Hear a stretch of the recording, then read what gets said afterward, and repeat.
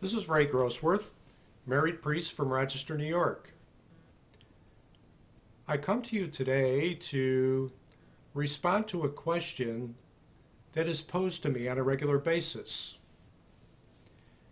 You may be aware that I travel the country occasionally for the purpose of attending conferences that are geared toward reform in the Roman Catholic Church. And it seems no matter where I go, people are interested in Spiritus Christi Church. In particular, they want to know how the parish is doing.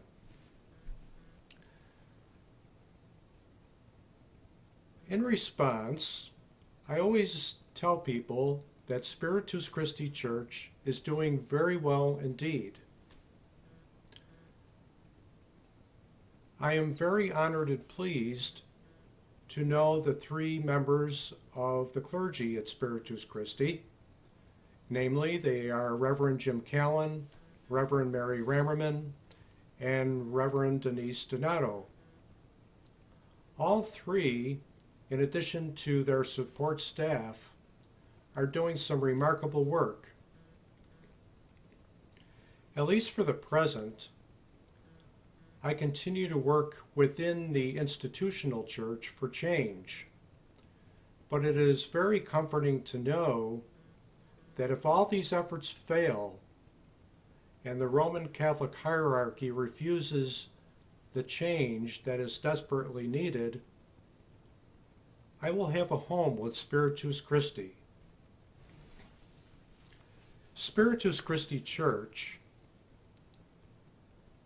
is a parish that truly walks the talk.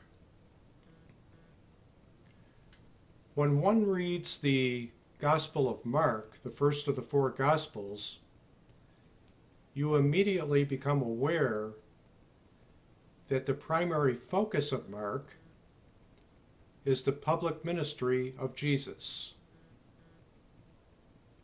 What did Jesus do? He healed the sick.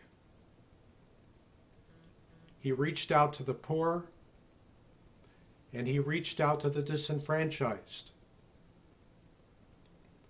At the very least, this is what Spiritus Christi Church is all about. If you look at the parish bulletin of Spiritus Christi, what immediately calls your attention is the staff listings. At the very top, Jesus Christ is listed as pastor. And this speaks a lot to what Spiritus Christi is about.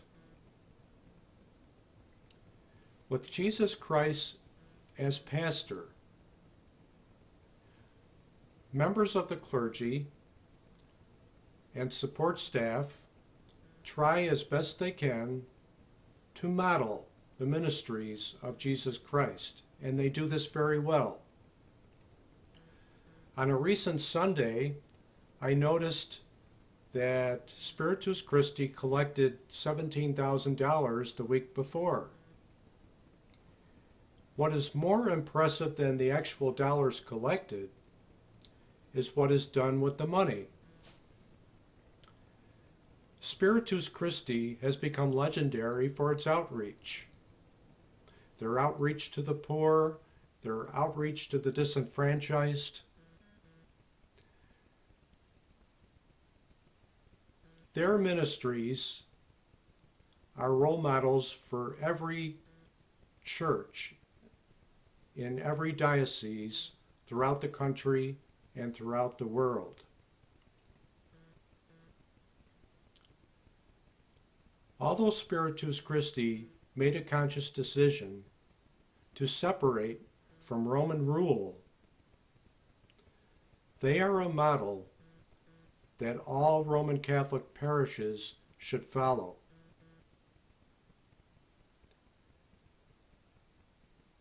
If Jesus were to visit the Vatican today, he would have many issues to raise.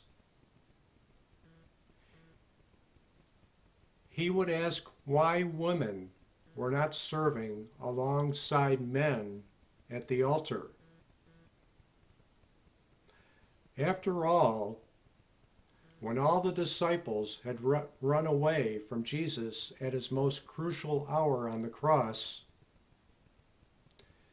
it was Mary Magdalene who stood by his side.